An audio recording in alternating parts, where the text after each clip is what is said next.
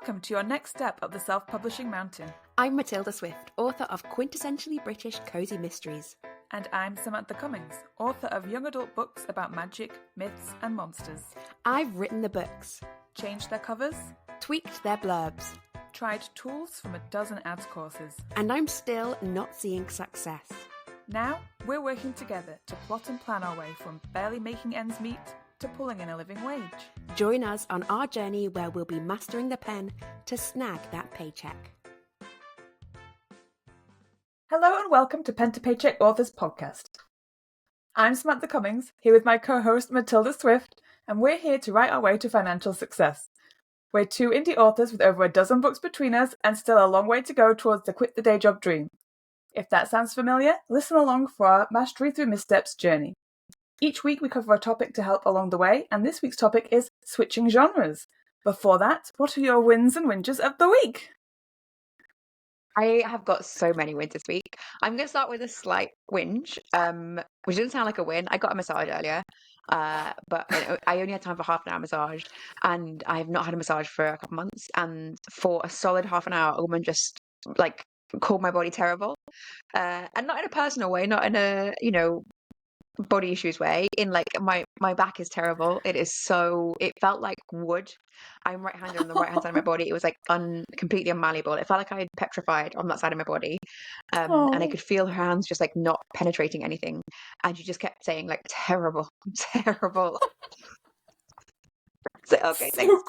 So I'm gonna have to go back and get another massage soon because it's been so painful, and part of that is that I have just been working really hard, not on work on writing. So yeah, a bit of a win and a whinge on that front, but otherwise just all wins. I was gifted a new lip balm today by a certain podcast co-host, which is delightful, because we had our mastermind session, which was such a good one, and it felt like not our normal incredibly wearying just talk for hours and cover the entire world. It felt like such a good productive session, like a business meeting of we were going to invent post-its in that session. It was great. Yeah.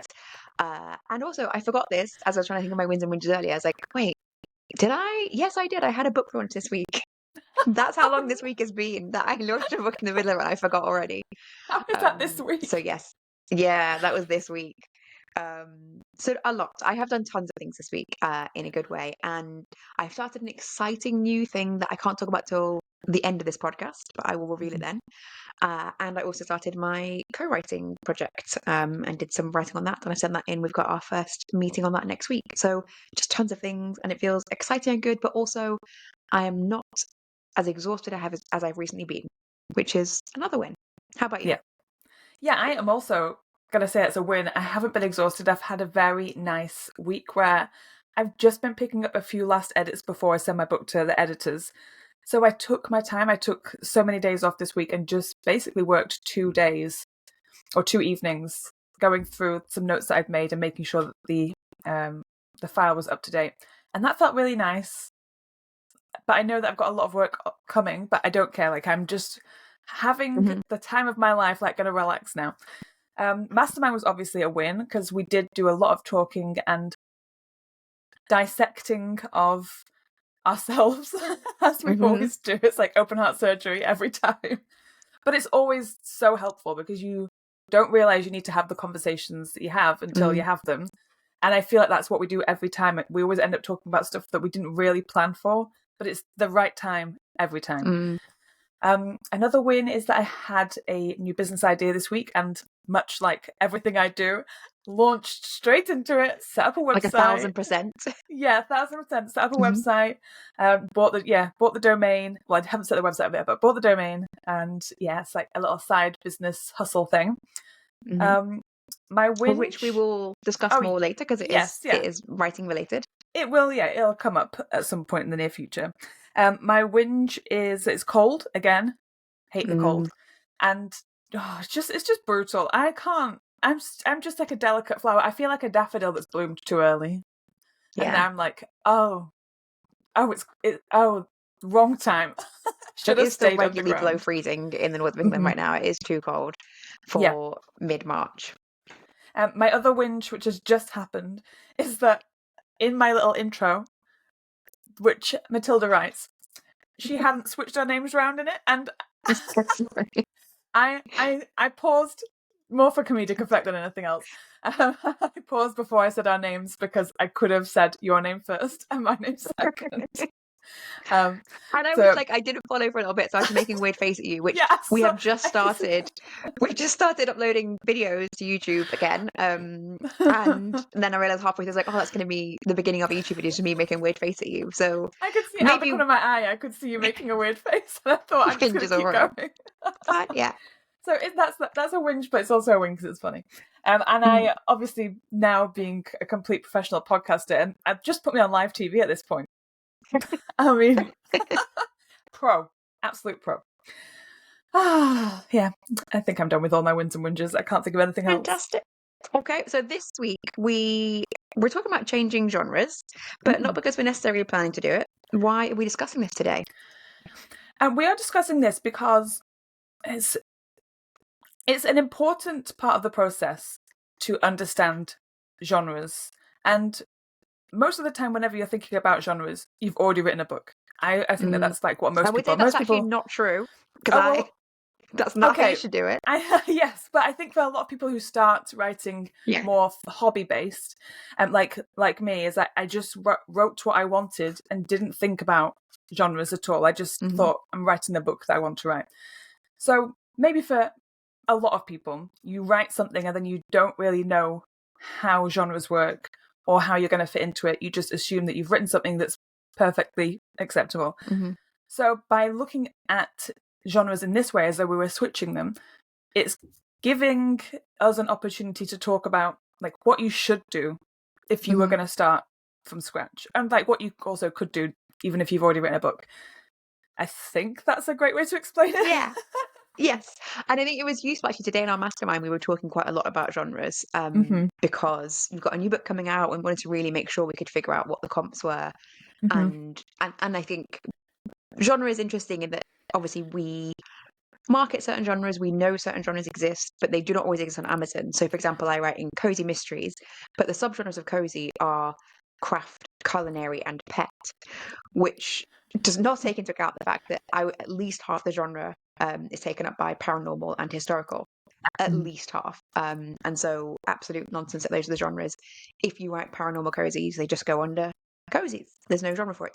And the same for lots of other genres where either they like Amazon does not care to make a category for them. I don't really know why. Or they're quite new. So things like we were looking today at urban fantasy, which is really lumped together with paranormal by Amazon, but it's quite different. And then there's other kind of genres that come from different directions. So for example, you can get things like paranormal women's fiction, paranormal romance, urban fantasy, fantasy romance, romantasy, and you're like, wait, where do they sit and what are they?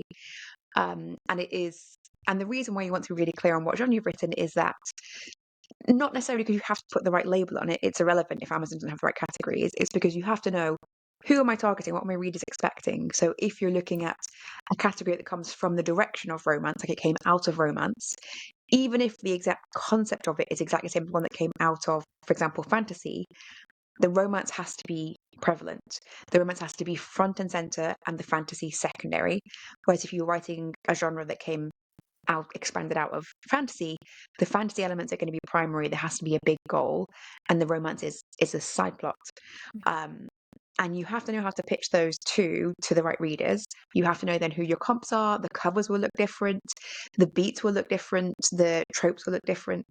And you can't write a book, think, oh, it's kind of like romantasy and fantasy romance. I'll just like label it both and people in both categories like it. Because actually what happened is people in either category will like it.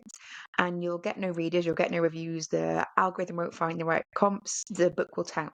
And you could have been just a little bit of refining away from the right genre. So I think it's useful to think about this because Sam and I come from different sides. I have a very clearly defined genre in Amazon. I write contemporary culinary cozies, which is an actual subcategory of Amazon.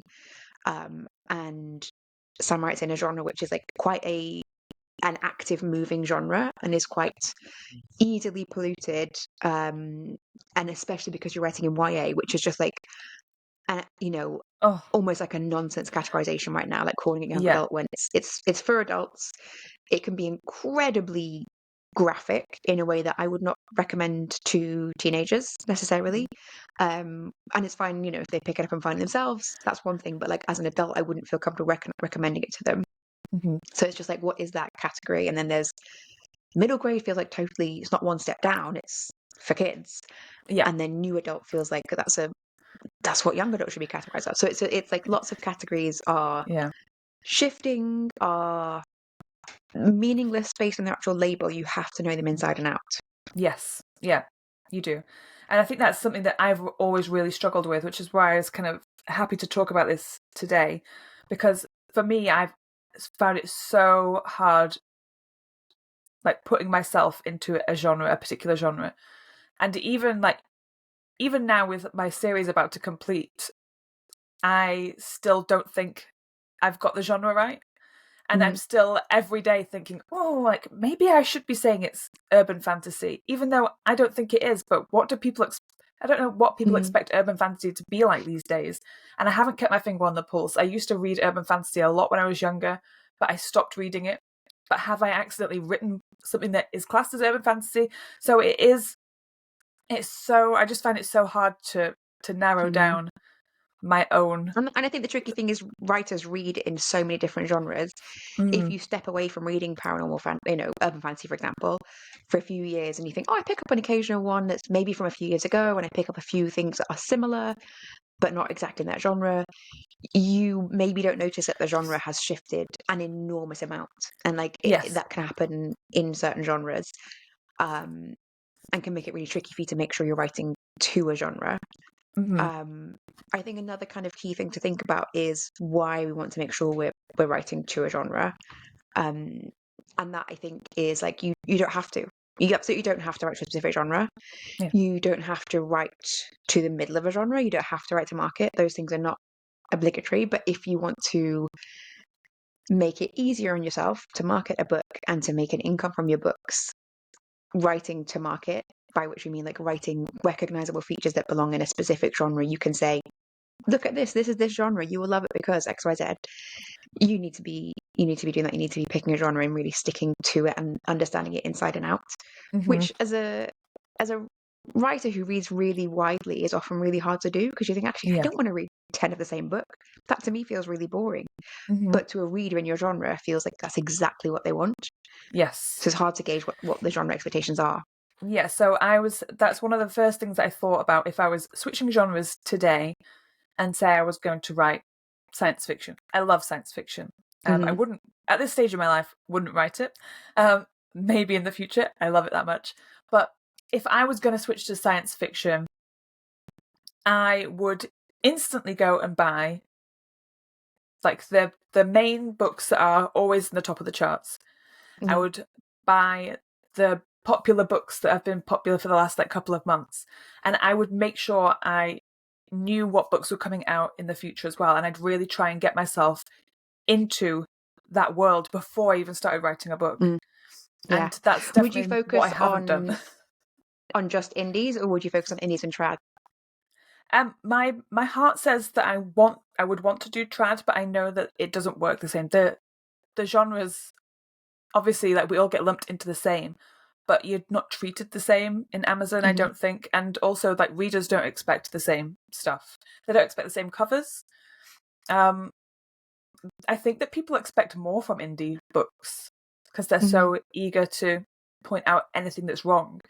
I think that if you get anything wrong, even like a typo, it's um you're just like dragged over hot coals for it. I So think I that's would quite genre probably, specific. Like I think definitely ones yeah. where the genres are very like hot on TikTok. People are kind of looking for something to say, and perhaps. Mm, I think also it might depend on whether your genre is heavily trad or heavily indie. Because I think if you've got a very heavily trad genre, that would make me think twice about it. So if I were looking at a genre like, if I was thinking about, oh, I really want to go broad on sci-fi, I want to write like a big, you know, epic, like a space mhm, epic, like I want to write like a space opera, or mhm, I want to write like a fantasy epic, I would think twice about that because I'm not saying I wouldn't do it, but I would think carefully about it because they're so yeah. dominated by trads with big budgets, with big names. And the books are so long, readers maybe Hmm. need fewer of them. So it would really make me think carefully about, is that the right genre for me? Do I want to maybe niche down? Like, is that something that I want to be doing? So I also really like sci-fi, but I think I if I thought back about what I've read and written in the past, actually I kind of like the smaller areas. Like I really like um, things that are kind of sci-fi adjacent. So like a sort of social sci-fi, what we might call like cozy sci-fi right now. So things like Becky Chambers. I really like dystopian and post-apoc books that kind of belong in the speculative genre. I Yeah. would niche down and get to know a genre more narrowly and pick Hmm. something. And I think the tricky part is, if it's not an Amazon category, how do you figure out what the big books Yeah. are in it and where they are? Yeah. And I think that would be the first place I would try and figure out. Maybe easier if you are writing one of these genres where they are younger targeted. So things like the cozy sci-fi or the dystopian, you'll find Reddit um, boards. Is that what the cool kids call them? Yeah, something You like that. find I Reddit don't know. boards. I kind of stay away from Reddit. Yeah, I think reader Reddit is quite active and interesting, and I think it's not super toxic. So I think you could find good Reddit boards on specific genres. Obviously, cozy mystery not so big on Reddit, but you can find like cozy fantasy stuff on there. So if it's a genre which isn't represented on Amazon yet, I would make sure I'm finding a repository of knowledge that I trust, and I would spend a long time doing that, like looking at. I mean, I wouldn't necessarily start with Goodreads lists, but they're useful to kind of think about. They're very Yeah. trad dominated usually, but you can start looking there. And what I would be looking to do is find one or two things, like you mentioned, with kind of sticking power that you see around a lot, Mm. ideally indie, and then start looking in their also boughts to try and get a sense of, as a viewer, looking at the also boughts, which ones look similar cover wise to my eye.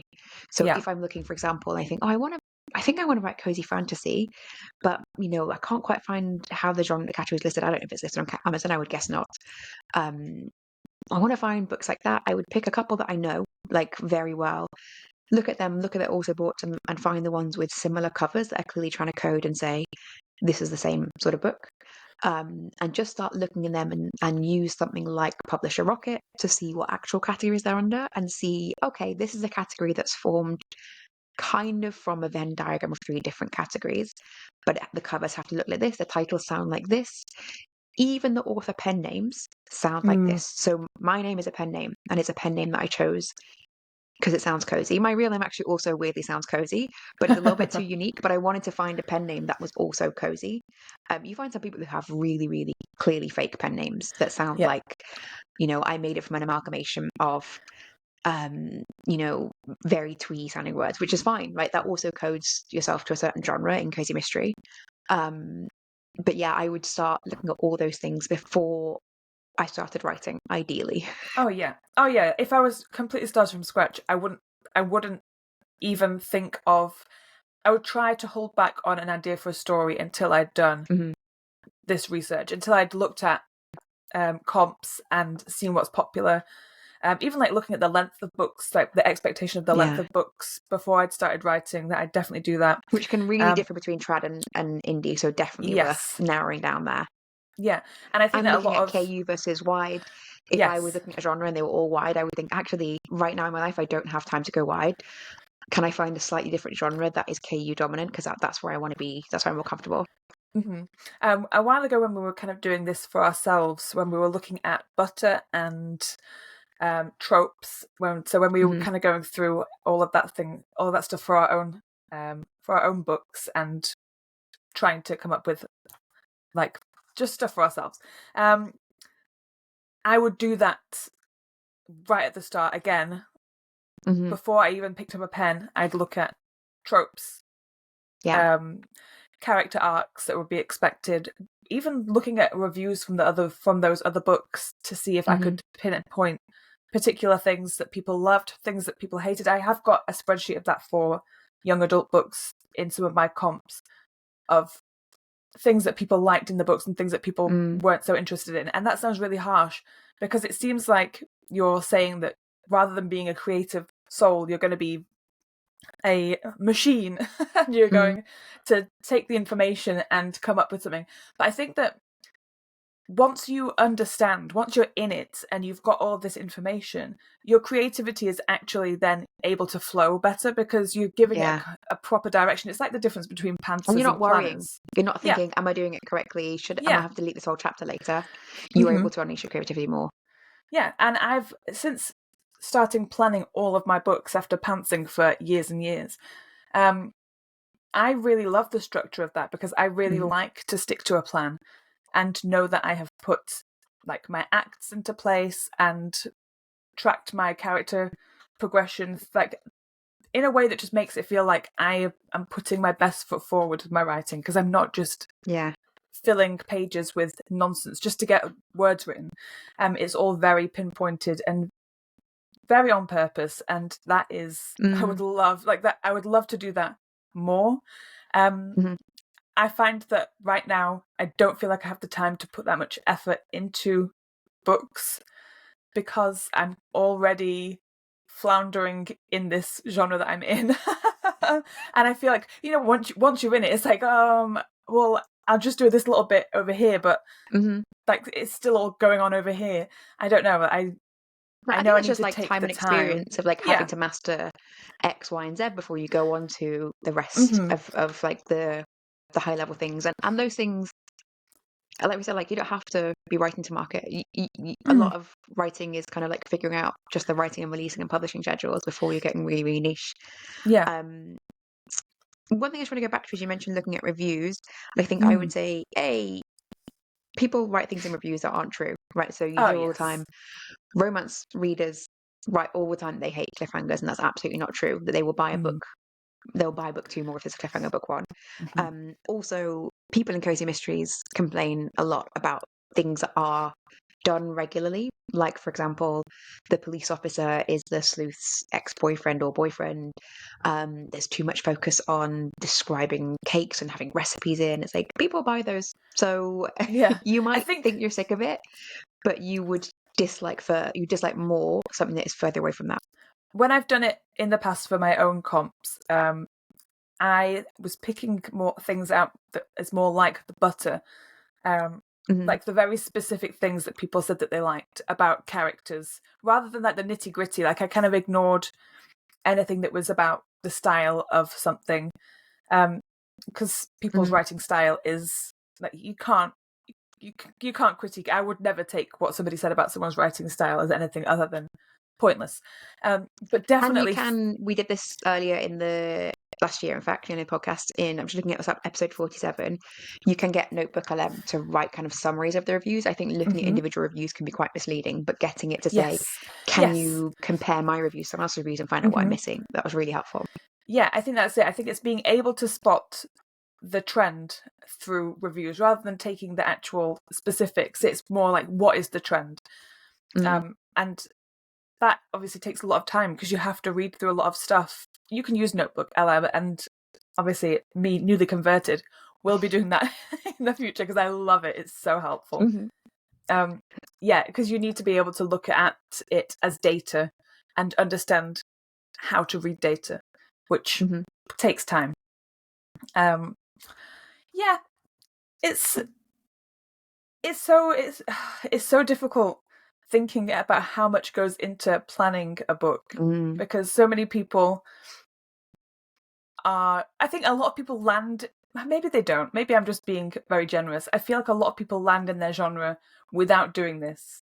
But I did, I 100% did. So I wrote the beginning, like the first chapter or 2 of my first cozy mystery. Had never heard of the genre cozy mystery. Is not really a genre that has been even mentioned in the UK until quite recently. Then, and we call it, in fact, something slightly different, cozy crime. And I wrote the first couple of chapters of just like what felt like a cute little mystery set in a rural. Not because it sounds ludicrous. Set in like the countryside of England, and the main character's best friend ran a cafe, and her ex-boyfriend is the local police officer, and she stumbles across a dead body, and she's got like a nemesis who's a local busybody. It's like I had accidentally been sent like some sort of mind control that told me here are all the tropes of a cozy mystery, but it's just because I have ingested so much of it my entire life. Like cozy mystery really is very common Yeah, I was going to say in the that. world. Yeah, like the UK, we have a lot of. You can't get away from it. I'm not even somebody who Hmm. watches a lot of mysteries and stuff, apart from obviously Murder She Wrote. Um, Yeah, but but Murder we She have. Wrote is super cozy. Yes, Murder She Wrote is very cozy, and also just seemingly in our lifeblood. Like I feel like I have seen every single episode somehow, just Yeah. just through existing at this time in the world.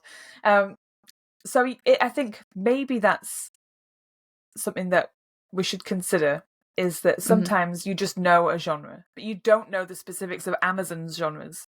Yeah. That's really the key, is understanding Amazon's breakdown of genres and subgenres, because it's a maze.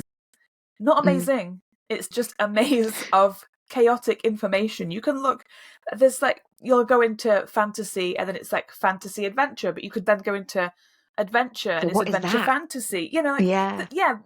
it's words switch around, but you think, Hmm. how could it be any different? But it is. So you have Like to there's an really Amazon understand. category. There's two, in fact, weird Amazon categories. There's one called amateur sleuth and one called women's sleuth. And I don't know if this is the case, but I would not imagine that anyone's going, "Oh, I'm an amateur sleuth writer." Like people use amateur sleuth as another genre that crosses over crazy mystery, and the same for women's sleuth. But it's like it's interesting that Amazon has those categories, but not paranormal cozy, and so you have Yeah. to kind of cross over from different areas. Um, and also I would say because I sort of stumbled into this genre. I mean, the good thing is it's a very visible genre. It's a huge genre on Amazon. Um, but it's quite a confusing genre to look at as a newbie. So I had covers that weren't at all to market. No, not terribly not to market. They were old fashioned by the time I'd put them on. They looked like cozy Mhm. from a few years earlier, and I didn't know enough about the genre to write the right sort of blurb. The books, I think I didn't think enough about the length. Mhm. I would have liked to have put more tropes in, and like micro tropes. So that I think is something that it improves the reader experience. It would not have taken me very much effort or time to kind of put a few extra things in that would have left the readers feeling more like, oh, I'm desperate to read book two. Mhm. And that is something that you know, like you're saying, like there's just too many balls to be juggling necessarily at the beginning to kind of get everything right. But um, it's worth kind of us being able to reevaluate it now and think about that and how we would go about it for a new genre. Yeah. Um, I was going to add something. Yes, oh, microtropes. Mhm. I think is something you have to be conscious about. You can talk to AI about it. I think AI is quite good if you give us some ideas of microtropes. And microtropes, so for example, we can sort of think of it as butter. It's sort of like another way of looking at these things. It's like the tiny things that readers, when they read it in your genre, they're expecting that, and it gives them kind of the feeling they're expecting from your genre. Mhm. So for example, in cozy mysteries, you might expect to have like a group meal of some sort, of like the found family have a group meal where either the protagonist or their like cafe best friend is serving a big group. And that's not what you would expect in every book, but like that's something where it's one of the things out of a list of things that you could do that the readers would feel really cozy about. And you might think, Mhm. oh, well, I wouldn't, that doesn't sound very special, but like you wouldn't put it necessarily in military sci-fi. That would give readers like a maybe like in your epilogue, but Yeah. it's not something you're thinking, oh, I've got to get that because people are going to love it. Yeah. And it's just kind of being aware of like that in a cozy mystery could be quite a big centerpiece of the book. You could really build a lot around that. And the same for kind of anything where you're building community and building family through generosity and through acts of service feels very compelling in a cozy mystery. I think primarily because of who the audience is, and that's often people who that's their role in their kind of families as well. They value that and see value in that. Whereas in miniature sci-fi, you don't have time for this in a battle. You've got wars to be winning. Yeah, that's very true. Yeah, you've got to make sure you have all of those things. And that's something that I would really want to do in the future, because I'm so knee deep in my books at the moment. Like Mhm. I've got a lot already written that I want to publish, which I know is mental, because you should be writing to market and everything. Well, not should, but it's But like you helpful. learn different things from different parts of the publishing I process. You can't learn it all at once. Yes, and I do feel like my genre, whatever genre I'm in, is coming, it's swinging back around. I stayed in it for long enough that I do think that by the time the books come out that I'm working on, it'll be popular again. I know it. I can feel it in my bones. But I'm looking forward to writing a book. I have got a couple of books on my list for the next year or so that I haven't written yet, and I really can't wait to do this process of reading books already in the genre that I'm hoping to be in, and doing like picking all of these things up before I even start writing, because I'm such a stickler for writing a book like in November for NaNoWriMo or something. And that will be based on an idea that I've probably had for a while, or it's like the next in a series. So I haven't really had much opportunity or brain bandwidth, can't speak, to put all this into practice. I've only ever done this based on like already being involved in a series and trying to readjust my direction. But I think doing this before you even start writing sounds like so much fun. Sounds like a dream. Like, what, a little research project before you start writing a book? Seems like a professional thing to do to me. Because also then you're writing it knowing that you've got readers at the other end, that you're not then going to have to face a whole different battle of like, okay, I've written a book, it's kind of dystopian-y, sci-fi-ish, it's got a mystery in it, but it's not the main part. There's also a big romance. Who's going to buy that? And the answer is maybe nobody. And like maybe lots of people would love it, but you can't find them because you haven't pinned it to a certain genre, and that I think can be really frustrating. If you think like, and it's really hard when you get good reviews for a book that you just can't sell, because you're like, people who pick it up, people who read it, adore it, but I can't afford the marketing spend to reach enough people who would love it, and that is often the barrier.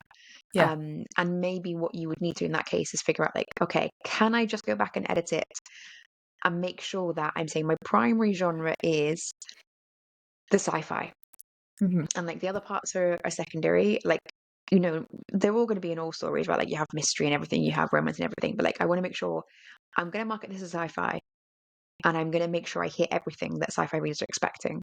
And I'm not going to leave things out. I'm not going to leave them frustrated that like, actually it's sort of a sci-fi, but it just takes place on like Earth, and not until the last few pages do you realize like it's Earth in the future. Surprise, like people aren't going to read that. So you have to make sure you're hitting enough of the reader expectations of a central genre that you can afford to market it to the readers who will love it. Yes, and I will say, I think that making that decision at the start helps you so much in all of the ways you could think with marketing. Because for my current series, which is the werewolf series, and I found myself questioning this a lot throughout the whole process, is not, I know who my readers are, but I don't know how to talk to them. But also, like, I don't really know what the correct subgenres are that I should be trying to shout about. And it's not just me. I'm obviously very self-critical because I'm like, oh, I should know this better. I don't really care about that because I'm learning. But I really find it really sad when I see other writer friends or just people that I know through social media, and I see them talking about their books, and they say things like, oh, it's kind of like this, but it's different enough, like, what are these words coming out of my mouth? The difference they think is the thing that sets them apart, they think is the selling point, but the thing that sets you apart is actually your hardest sell. And we think that by being super original, that's like the thing that people want, but actually that's not what people want. People don't want you to be the most original. Make you pick it up. So like they might say, okay, it fits all the tropes of this genre 100%. So like, oh, if you love sci-fi, you're gonna love this, and you will absolutely, like, it is so unique in this aspect. But you can't be you can't be saying it's totally unique. By the way, it's also got some sci-fi elements. Like, who's picking that up? You can't be trying to sell it based on the things that you don't see other books selling for. And that's where I've struggled in the past.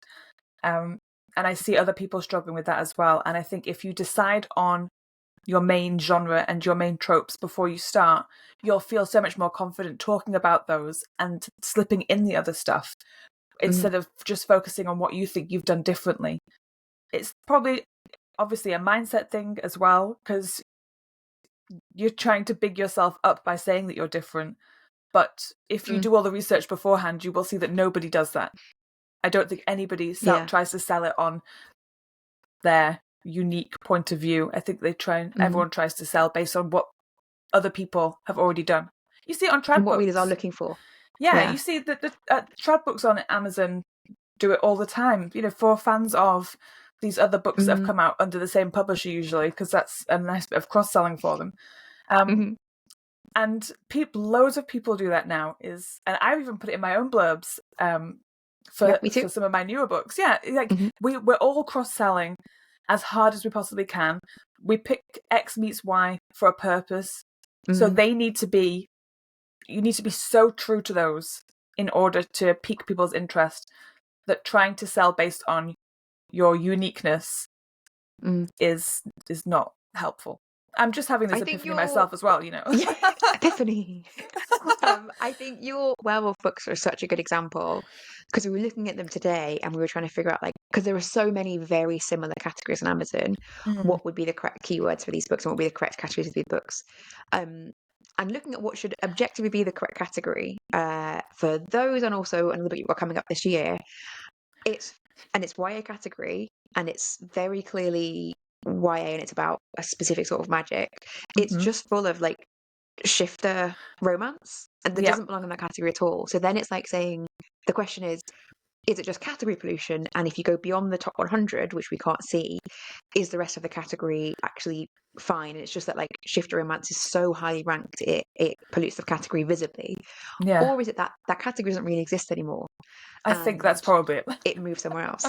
Yeah, But I I think do then think what that. we were doing was we had to look at specific books. We had to really search for, like, can I find a specific book that I know is a good comp for mine, Mm-hmm. regardless of what genre it's in, and like just do that by googling different things and kind of looking at covers and figuring out, is this secretly mostly adult romance? Yeah. How short is the main person's skirt on the front cover, Mm-hmm. or is it actually YA and they are doing the same sorts of things as my characters? Yeah. Do that and then go back into Amazon, then look at the also books and try and figure out what categories are those books in, Mm-hmm. and look at Publisher Rocket and figure out what categories those books in. And that's really hard manual work. And if you are newer, it's just really like you've got too many questions. The Yeah. questions are like, oh, do I need to change my werewolf book then to be shifters? Because that's a Mm-hmm. whole different book. Yeah. Yeah. Yeah, the expectations. And I have in the past used like hashtags on TikTok and put shifter hashtags, Mm. but Oh. very sparingly, just to see if there was like an uptick. And it's not really done anything, because obviously Hmm. once you actually see what my book's about, you're like, it's not what people are Mm. expecting, because shifters is specifically, you don't ever say shifters, it's shifter romance. That's it. I mean, but even when people say shifter, I assume they're having sex with a wolf Yes, or a yeah. bear or a dragon. Who knows? It could be anything. um yeah, so Yeah, I the think limit that, is your imagination. yeah, definitely trying to stay on top of the genre Hmm. trends is something that I've dropped that ball recently, because I was keeping an eye on like Amazon's top 100 for a while, and I just haven't had time to do that. But then tricky if that's not a real representation of the genre, if that Yeah. is difficult through category pollution. Yes. Um, I was going to say something else that I've forgotten. Was it about your books? Maybe it was very insightful, whatever it was. I'm sure. I'm sure. Okay, no, I was going to change topics, Okay. just very slightly, because so we've talked about if you're kind of completely starting new, and we've talked a little bit about how you can apply that to your own work and thinking about, are you really hitting genre expectations enough, and what else you might need to do. One thing I wanted to definitely talk about is, if I was starting a new genre, I would find other authors in that genre. That would be one of my top priorities. If I were like, Yes. Freaky Friday into someone else's body and I was going to start a whole new thing and hadn't got any history, because it it makes such a difference to your like mindset around the genre, knowing what's coming up, knowing what does and doesn't really work, just being able to ask questions, because that's what's very helpful about being in a very clearly defined genre. So cozies, even though within that you get historicals, you get paranormals, which seem objectively incredibly different, they have a very similar demographic audience and a very similar emotional feel, like resonance in them. So we have really good active groups for cozies, especially the Clubhouse group that I've mentioned many times that people should still be joining if you're not in it. I will put a link in the show notes. There's a Facebook group, there's a weekly Clubhouse group. Just having that is putting you head and shoulders above anybody else in the category because you can shortcut so much work. And if I were trying to write in a category where I was really struggling to figure out the category, I would be hunting for a group where other authors are and are talking about that genre, even if it were a wider genre group. So Mhm. maybe just to narrow things down, like maybe if I was writing psychological thrillers, which is a really hard genre to sell as an indie because they're mostly standalones, it's very trad dominated, but indies do it. I would maybe just start with a thriller group and just try and narrow down from there and ask people in there, do you know of any other groups that are more specific to psychological thrillers? Yeah. But then you're also going to learn a lot from thrillers because thrillers are often standalones as well. So I would be absolutely trying to find people. Yes. Oh, yeah, I agree. That is one of the main reasons why I started my YA Discord.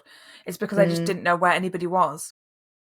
To just have people to ask like all sorts of questions, or just to chat in general, just to know that you have got colleagues that mm, you could like fall back on if you're having an absolute nightmare not knowing like how to write a particular part of your blurb, or whether the book cover matches like genre expectations. Is really nice to have that feedback and not mm. have to go to people who like Don't friends and know. stuff who just don't know. Yeah, like who are Yeah. going to give you an opinion based on just their likes and dislikes rather than Mm. anything else. Even the wider writing audience, like you see in Facebook groups all the time, people asking for like blurb feedback, and it's like, I don't read your genre, but I think this part sounds really boring. It's like, no, absolutely doesn't. That's incredibly key to the genre. You need that Yeah, part of the blurb in there. yeah. I see a lot of ones people asking for cover feedback, and Hmm. it's just, and I never have anything to say because I just think I don't want to get Yeah, involved in this because I don't read your genre. the comments. I go to look at the comments, which is terrible, I know, Mhm. but I just have to see what people say because it's unbelievable that there are people out there who just have to throw in their two Yeah, cents. loud opinion. Yeah, for no reason other than the fact that they think that everybody must want to know what they think. Hmm. It's Yeah, crazy. yeah. Oh, And then I've got another jump to a slightly different topic, okay. race topic. So another part of the reason why we want to talk about this is because recently I have somewhat switched genres with this co-writing project I'm doing. Hmm. It is it seems like the same genre in that it's also a book that is published under or will be published under Cozy Mysteries. But it's a historical cozy, which again you might think not super different, but actually historical cozies kind of fall into two subsets. There's ones that are cozy, and they have many of the same tropes as contemporary cozies. So they have like a female central sleuth, a group of friends, um, and it's the pacing and the tone of voice is often quite similar.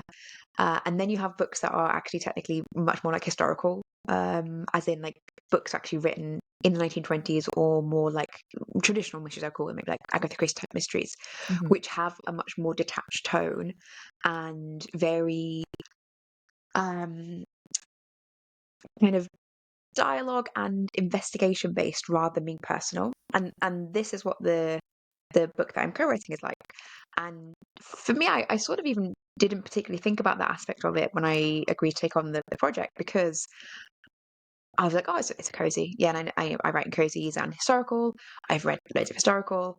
And I didn't think about it. And actually, when I was starting work on it, I was like, oh, I didn't think about it, but actually, I didn't have to because even though this writing style and the tropes and the micro tropes are incredibly different to cozies, the feeling for the reader is quite similar, like the sense of following clues and a sort of emotional closeness of like you're in a close knit community, even if it's not the same kind of cozy, friendly sleuth.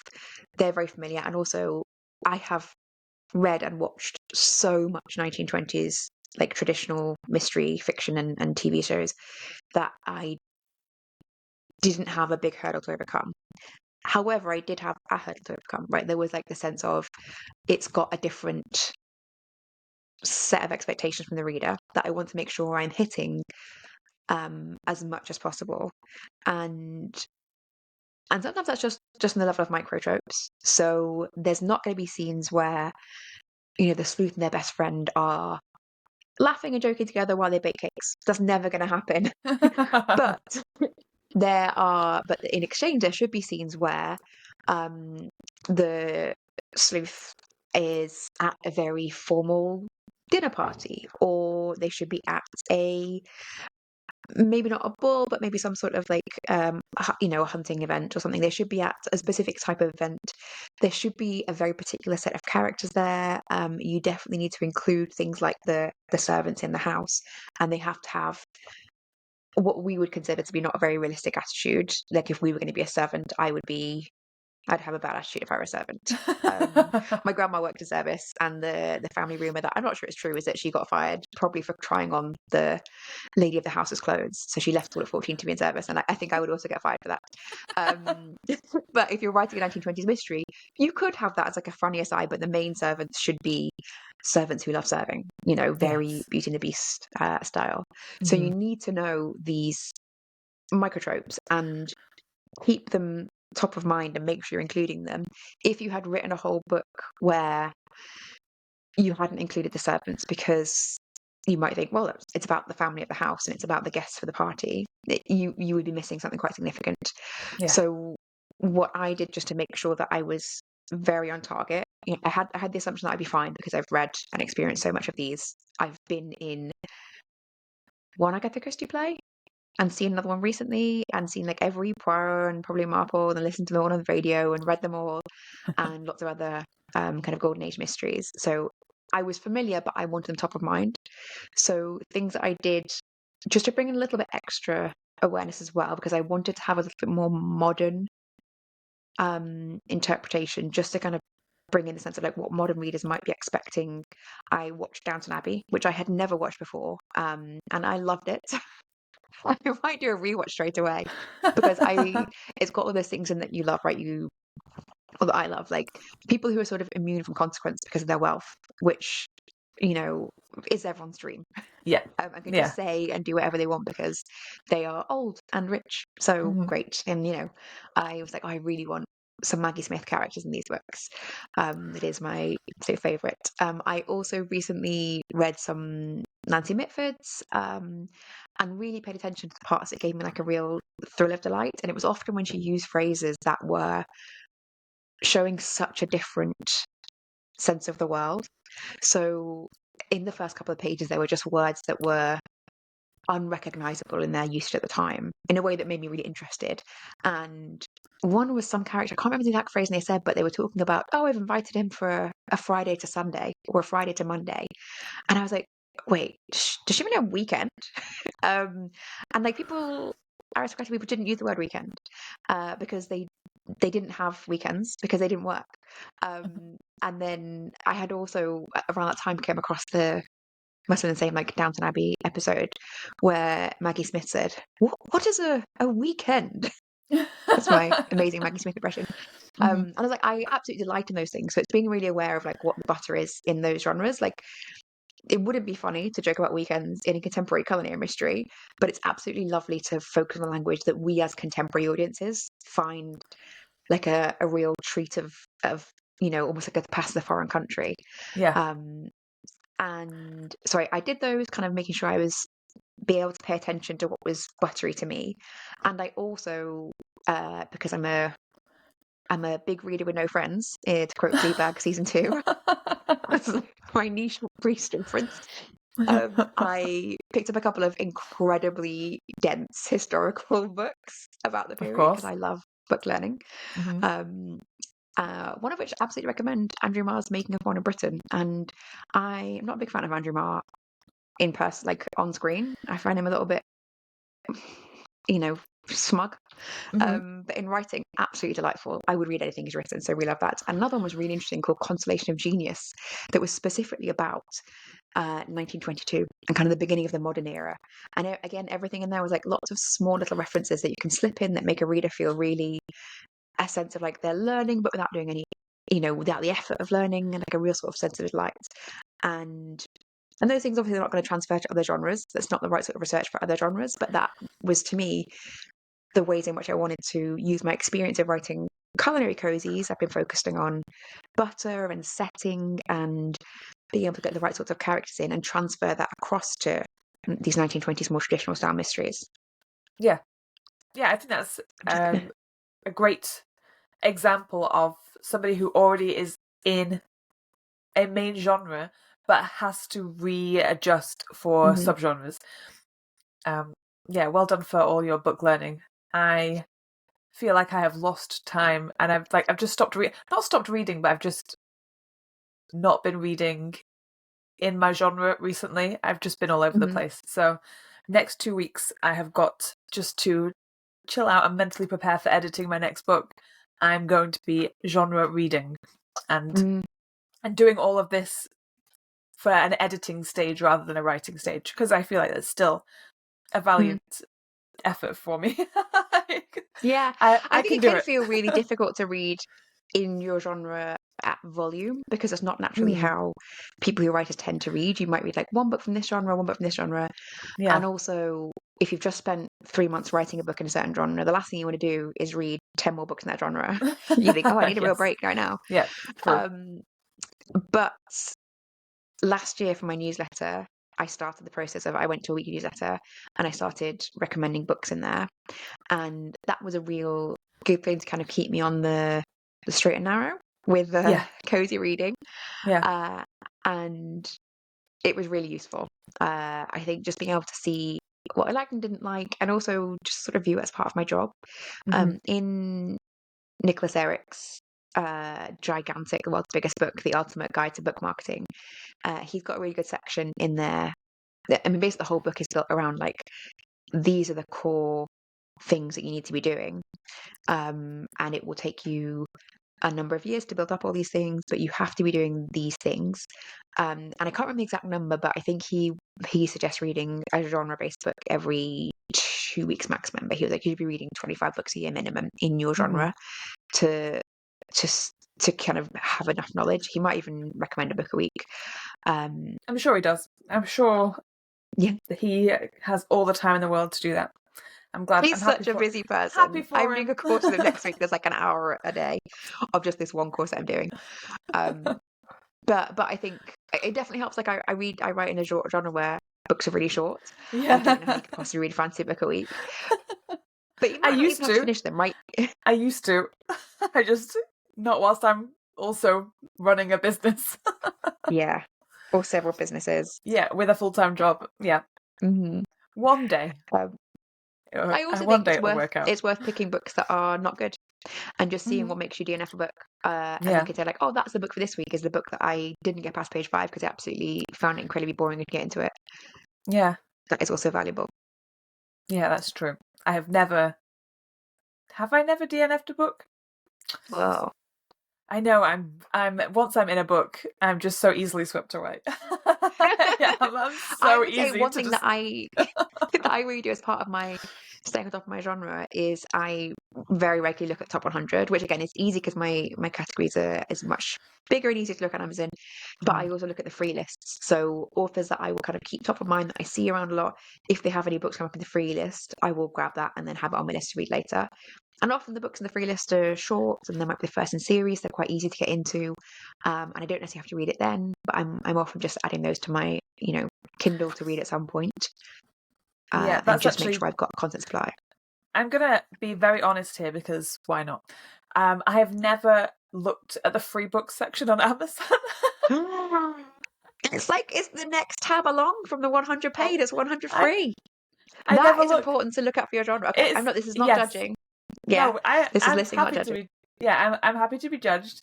It's just something that I never think to do, and it's just Hmm. when you don't do something, you don't know that you should be doing it, and then you Yeah, realize that you should be doing it. So this is yeah. today. I was today years old when I decided Hmm. that I That you're should going be to do it doing that. regularly. I Yes. mean, it's so useful because just checking those both of those regularly shows you who's doing what promotions, who's wide and doing free first in series, what effect does that have, who's, KDP and using their free days, who's got a book bub, who's done like you can see Mm. authors doing certain tactics and you can see what rises up and drops in the charts. Yeah. And you also get a chance if you check regularly, you can see like, oh, that book isn't normally free, but it's free today. I'm going to grab that so I can read it at some point. Yeah. Um, Yeah, and also keeping a check on the paid charts, you can see what goes to 99 cents and Yeah. goes cheap and grab that. So yeah, I check the charts at least every couple of days, Okay. if not I'll get better. daily at times. Just one of Just the many, many things to add to your list. just another thing to do. I'm sure. Yeah, I think after a I'm while it sure I'll becomes get on that. interesting because you're looking at something that you're familiar with, whereas like the first, I think maybe that's dozen it. times you're looking at it, you're like, well, here's just a bunch of books. What am I looking at? Yes. Yeah. And I think especially hard for your genre because it's so disparate and hard to figure out like what should I be looking at, what really belongs to this category. So maybe you need to look at the top level category and then start narrowing down. Yeah. But just the exercise of doing it every day will help you become familiar with like, oh, okay, Yeah. those books are irrelevant. Those wolf shifters, they hop in and out of the charts regularly. They don't have any Mhm. sticking power. They're nothing. Yeah. I can see these books staying and they are being constantly read, and just becoming more familiar. That I think is Yeah. I agree. I it's think time consuming, but good. it's time consuming to start with, but like you say, once you start Mm, looking regularly, you start to recognize books and authors' names, mm, which is something that I'm really bad at. I just don't remember books or names because I'm not looking. mm. So, yes, that's lesson learned. I will start being better. I promise. Yay! What a good promise to make to yourself for your Yes, future writing success. I know. Come back to this in a couple of months and see that I did not do that. No, I definitely will. hmm I think we may have exhausted the topic. Do you have hmm anything else to say? No, and that felt like a really good chat to kind of recap everything and to make me. I've been thinking about this for the last week, so I think maybe from this episode there's nothing that I'm necessarily going to take away, but actually over this past week, just having to really consciously think about what I'm going to talk about made me make sure I was on top of everything Yeah. and was a good kind of spring clean for me. Yes. Yeah, because you are actually doing it there and then. So Yeah. yeah, good. I'm glad that we chose this and it happened at the right time, Mm. like our topics tend to do. I mean, we do that on purpose. Yeah, I Spoiler to guess everyone. maybe. don't ruin don't ruin it. The magic. Completely just by magical accident. Okay, so next week we are trying out a new type of episode. We are hopping onto our quarterly review. No, I've read the wrong thing. Oh. No, I just completely took a word and went with it. So we're trying something different, and we are going to do a personal challenge episode. What do we mean by this? So we want to do this quarterly. Mm-hmm. And so as Sam was saying, we do actually plan these episodes to align with what we currently are working on and focusing on and want to think about more. But one thing that we sometimes miss is when we're both working on really different things because we always try and pick topics where it's relevant to both of us and we like being able to think about things from different angles. But sometimes we just have a different thing on our lists that we would miss if we can't find a time to talk about it together. So we want Yes. to use personal challenges. And the idea of it is, and hopefully you'll join us, is it's something from your list that you think, oh, I should do that. And it's not enormously time consuming and I would benefit from it, but I don't particularly want to do it. So I just Mm-hmm. need a little nudge. Um, and so personal challenges. So feel free to pick one yourself of whatever it's going to be. Mine is going to be dictation. So I've been thinking about it for absolutely ages and thinking, oh, I don't have great wrists. Sometimes they get really painful, and I have felt them be painful recently. If they really flared up, and I have arthritis, if they flared up, they would take a long time to feel better. I've had to have steroid injections in my wrist before. I had to give up handwriting for typing because my wrists are not good. And I was like, oh, I really feel it's not like an if but a when that my wrists feel not great and I can't write. So I Yeah. really want to have dictation in my back pocket. Also, people rave about it, people who do it. And the reason why I don't try it is because it feels icky, which is not a reason that grown-ups don't do something. Because as I Mm-hmm. said, I have gone from handwriting to typing, and I used to be like a real handwriting. I want to say purist, but I mean snob. I mean, like, handwriting is the only way to get your art on the page. It's creatively connecting your mind to the page. That's not true. So I've wanted to try dictation for a long time. And in fact, we set this challenge episode a few weeks ago, and dictation is quite a big topic, so a big thing to try. It's not just a try it once and then you know what it's like. And because I've just started this new project, this new co-writing series, I thought I'll give it a crack with that So I've actually already started my challenge because I knew it was coming up and we would have to talk about it, and I didn't want to have nothing to say. So I've started it. I have got loads to say, and I'm very excited to talk about that. And so glad that we had this challenge episode that has just like Mhm. nudged me into doing something I've been putting off for ages that I think is going to be really beneficial. How Yeah. about you? Mine is a little bit more frivolous, and maybe other people won't think this. I think this is frivolous, but I really have wanted to have character art done for my books for a long time because it's kind of expected. A lot of people like it for young adult fantasy, Mm. and it's just something nice to put on social media. Maybe nice to somehow create some like little merch things. Yes. Yeah, like it's just like it's a fun thing to have, and so for a long time I've been thinking about getting it done by somebody else, but I am actually somebody who loves to draw and just have never had the And you're time. so good. I You're love such a good drawing. digital artist. I do really, really love it, but I just never give myself the chance to do it anymore because I'm so busy writing and working on other stuff.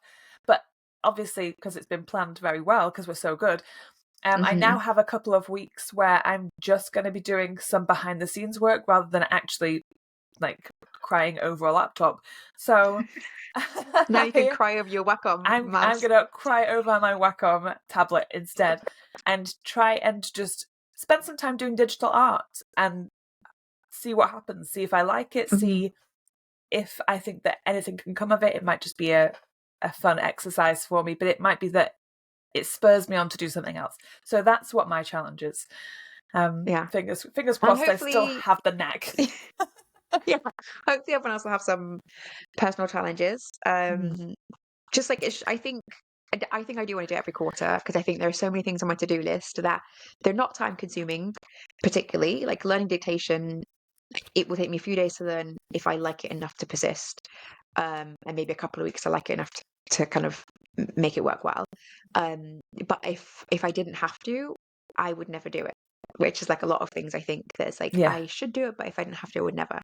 A bit like changing genres, I think sometimes that you think Yeah. like, oh, I'll just stick with where I'm at, and Mhm. then I'll wait until my genre becomes like disappeared from Amazon and no one reads it anymore, and then I'll find something new. That's too late then. So on that topic, though, we need our question of the week, which we forgot to think about last week. I had to think about on the fly for our Discord. So question of the week, we could have what genre would you switch to, or what do you think is the most important thing to think about if you're going to switch genres, or what was the most important thing you thought about when you're choosing a genre? What do you think we should have?